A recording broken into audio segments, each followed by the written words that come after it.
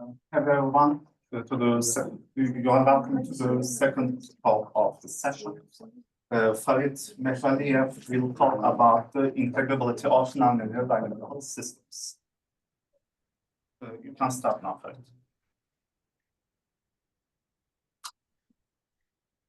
Hello, everyone. First of all, I want to thank all of the organizers for this great organization.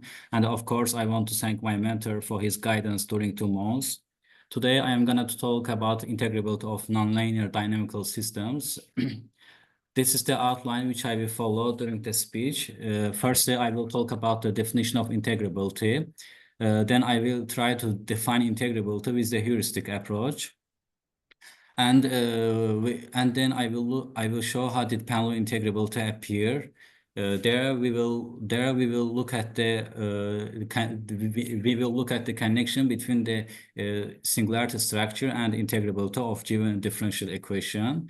Then I will move on the second section. There I will look at the Painlev property and singular point analysis, which very efficient tool to determine Painlev property. After completing all of this, I will move on the third section, and I will proceed with applying Painlev analysis to KdV equations. Okay, what's the integrability? The behavior of a dynamical system is often described as nonlinear or nonlinear ODEs or partial differential equations, and when dealing with nonlinear differential equations, they think the most fundamental question is about their integrability. And question naturally arises what the integrability is and under what conditions can a system be integrable. In fact, the concept of integrability is somewhat ambiguous, and there is not single universally accepted definition for integrability. But a very vague definition is say that integrability implies exact solvability. In this sense, we say every linear ODEs are integrable. And what about nonlinear dynamical systems? A nonlinear dynamical system is integrable if it behaves almost like a linear systems. Integrability of differential equations show itself through some recognizable features. Which kind of features? In the integrable system, we can see the existence of infinite many conservative quantities, which help us to define the well-posedness, and we can see ability to give explicit solutions. In some integrable systems, we can observe the presence of algebraic geometry too.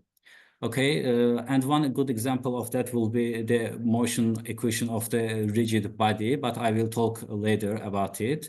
Now, let me look at the situations which integrability appears. We see integrability in the models that can be solved by quadratures. It means that solving equation by the terms of well-known functions, such as trigonometric or logarithmic functions. And second situation, which integrability appear. Integrability is the equations which can be reduced to system of linear equations, which are integrable because of nice properties. One example would be Riccati and Berger equations. We can linearize them through the transformation Kolhoff.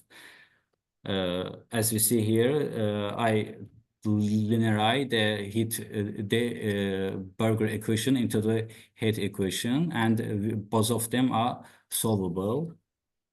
You may think that integrability is the same with the solvability, but we will look at the examples which they are integrable, but they have not solutions in terms of well-known functions. And there are tools to determine integrability in different situations. One of them is called Painlev integrability, which I am interested, and I will talk about it. Okay, now what's the motivation behind Painlev integrability? And how does Painlev integrability appear? Primary motivation is the connection between the singularity structure and integrability of differential equation. Okay, and this connection was first discovered by Sofia Kowalski in her study of motion of rigid body around a fixed point. And the motion equation is as follow. We see the nonlinear systems of equations consist of 6 variables. Before the Kowalski work, it was now that this system was integrable for this is special cases, but the remarkable insight of Kowalski was that she see that the system have solutions when dependent variables are meromorphic functions. She sets out to find all parametric choices that make the equation monomorphic, and assume that functions is single valued and analytical, then approaches its of 6 function by expanding them into a Lorentz series. In conclusion, Kowalski work provides strong evidence of the relation between meromorphic function and solutions of nonlinear differential equations. Okay, and the motion of equation of rigid body show all features of integrable, which I said before. It's a very nice example that passes all features of integrability. After we rescale, we obtain the simpler equation. And what do we look for the integrability? We look for conserved quantities. If I differentiate A and B, they be equal to 0. So A and B are two conserved quantities as solutions evolves. It results in this good equations. If we take the first equation and substitute U2 and U3 by the other equations, then we will get this equation, and this equation, then we will obtain this equation, and it is the actually, if we put x and y instead of u1 and u1 prime, we will get the equation of elliptic curve. And in this example, the presence of elliptic curves is seen in the integrable system. Explicit solutions can be found too in any elliptic function right in this form, and Weierstrass function satisfy this. So we get the solutions in terms of Weierstrass functions, and Weierstrass functions are monomorphic. That's why it doesn't contract with our proposition. So before going to Painlev property, I want to classify singularities into 2 types. Movable singularity points depends only the constants of integration. As you see in this example, the solution of nonlinear differential equation is given by the 1 over log function, and at the point of 0, there is a fixed logarithmic branch point, because 0 doesn't depend on the variables, but doesn't depend on the constants, but for the point of C, there is a movable pole, not singularity. It's just the movable point of us, because its position depends on the C. And all linear equations have only fixed singularity points. But for nonlinear differential equations, the situation is complicated. And after discovering the relation between the monomorphic function and solution of nonlinear differential equation, Painlev property arise. What does Painlev property tell us? If all movable solutions are poles, if all movable singularities of all solutions are poles, then OD passes the Painlev property. Equivalently, we can say if all movable singularities are the single valued around the movable singularity point. So from this definition, it is easily get if an ODE possesses Painlev property, it must have algebraic or logarithmic branch points. It provides us with the necessary condition, but a sufficient condition for Painlev property is a more challenging problem, because the existence of Lorentz series expansion must be proven. That's why in most dynamical problems, the existence of Lorentz series expansion is assumed. Here are the Painlev 6 equations which takes a special place in the classification of Painlev. You may ask what's the classification of the Painlev? If all second order equations can classify it in terms of their meromorphic function, in terms of their meromorphic structure by the Painlev, and among them only 6 equations could not be solved in terms of well-known functions. Their solutions are very mystery for now. And singular point analysis, which help us to detect this logarithmic or algebraic branch points, existence of logarithmic or algebraic branch points. And but an equation that passes Painlev test, it doesn't mean it passes Painlev property, because Painlev test only characterize movable critical points. It doesn't address essential singularities.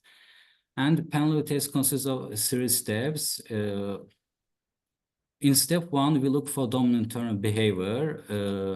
We look for the dominant term behavior, and we seek the solution to be given the first term of Lorentz series expansion, and we also assume the solution to be algebraic. Substitute algebraic equation into differential equation. And in substitution process, some terms are balanced while others can be negligible as z approaches to z0. So this balancing terms are called dominant terms or leading terms, help us to define first term of Lorentz series. And based on the P, the following can be said about the behavior of the first term. The first 2 cases are very easy to understand. It say that we should terminate our algorithm because equation could not be type of P. But in the third cases, when the value of P is a negative integer, the expression represents the first term of Lorentz series in the neighborhood of Z0. Then in the last case, after finding the P and AG, after finding AJ and PJ values, we get the solution WZ in the form of 7. This is AJ coefficients so important because they are integration constants with the along Z0 point, and this is. And if n minus 1 of these are arbitrary constants, then 7 expression be our solution. And that's why I will focus on determining arbitrary constants after this point. In this step 2, we look for resonance. Arbitrary constants appear there, and resonance is the value of z minus the value of power of z minus c. Okay, then after applying algorithm, we get the roots of qr equals to 0, which provides the resonance values. For the Lorentz series expansion to be solution of our differential equation, the Kr function must have n-1 solutions. If it's less than n-1, then 7 expressions could not be solution of our differential equation. In the step 3, our goal is to check the arbitrary constants at the resonance values without encountering any movable critical points. That's why the function in the general equation is replaced by the function 9, and we look for the values, and then resulting expression is arranged to the increasing power of z minus 1, z minus z0, and following equation is obtained. This equation gives us a linear system of equations. And based on linear system of equations, 2 possibilities arise when G equals to R1. If R1 equals to 0, the compatibility condition is satisfied, and we identify WR1. We identify WR1 as arbitrary constant, and we continue to compute subsequent coefficient to determine n-1 of arbitrary constant are obtained. But if R1 is not equal to 0, then then equation 10 should not be. Then equation 10 is not satisfied, and we stop our algorithm because R1 is the solution of QJ, and it equals to 0. But RJ is not equal to 0. It's a contradiction. So there's one good conjecture about singular point analysis, which tell us every exact reduction of PD, which is integrable, passes Painlev property. But the converse of this conjecture is not right. And we can see in this example, Benjamin-Bohm-Mahoney equation is given, and after applying transformations through the z, when the z equals to x plus t, we get the second order nonlinear differential equation. And I apply the steps of algorithm. We can easily find p equals -2 and r equals -1, 4, and 6. The value of r -1 is come from the arbitrariness of the singularity at the point of z0, but we get to we get the two distinctive non-negative integer, which is desired, and which is desired for second order equation. So the arbitrary constants are as follow. Two of them are not arbitrary. Two of them are arbitrary. It is desired station, and we can say it passes the Painlev analysis. However, if we apply the Painlev integrability, just not after the transformation, we should apply the VTC method, but then we will get this is resonance values and the compatibility condition at the resonance 4 and 6. The equation is not satisfied, so BBM equation doesn't passes the Painlev property. Okay, Painlev analysis for the PDE equation. I have not applied analysis directly for the PD. I have transformed it to the ordinary differential equation. Then I looked at the Lorentz series expansion. And if we put the WZ function into a general function, we get the P and A0 values, which P equals to -2. It is desired. We can write the Lorentz series, the first term of Lorentz series expansion, and A0, and after finding after finding P equals -2, we find A0. Then in the step 2, we look for resonance values. I want to learn until which term the series is expanded,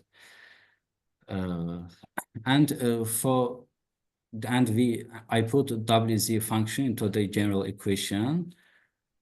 Then from the equality of the biggest term, we get the resonance values, which 4, 6, and -1. This is we get two resonance values for the third order differential equation, and it means that n-1 of our integration constant are arbitrary constants, and now I want to check it. So let's find arbitrary constants. By putting these values into the KdV equation, the arbitrary constants are found as following. We find these constants by using compatibility by using compatibility condition, and we get the A4 and A6 is not arbitrary constants. So accordingly, KdV equation passes the Painlev property. I can tell if an equation and if an equation passes Painlev property, then it's integrable in the meaning of Painlev. We found the KdV equation is Painlev integrable. If an equation Painlev integrable, its solutions will be Saltons. And through how can I get the solutions of KdV equation? I can there are many methods. In one method I can apply transformation. Then I will proceed. But in this example, we transform to the bilinear equation, and I use Hirota bilinear method. So by getting then we find the one soliton and two soliton for the KdV equation. First of all of them is the hyperbolic function, and it is the illustrating one soliton of the KdV equation, which there is a single peak and it propagates in one direction as without change in size, shape, and energy. In the without change, but the shallowing and narrowing of the wave is described UUX in the KdV equation, and the spreading of the wave equation and the spreading of the wave is described as UXXX in the KdV equation. I come to here is the two soliton of the KdV equation. We see that two soliton interact each other, but after colliding, they remain unchanged. All right, here are my reference, which I used while preparing this presentation. Thank you for listening. I finished. Thank you so much, Farid, for your great presentation.